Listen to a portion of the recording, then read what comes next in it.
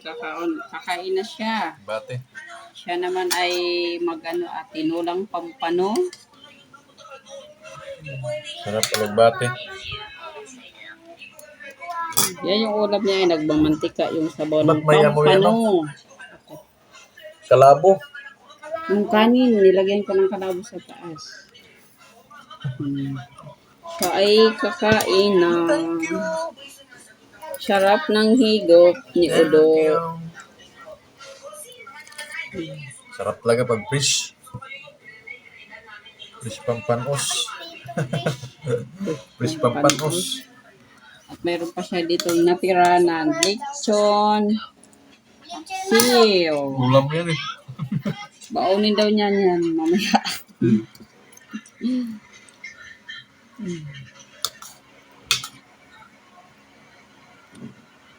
O siya na, hanggang dito na lang po. Maraming salamat sa panonood. Bye-bye!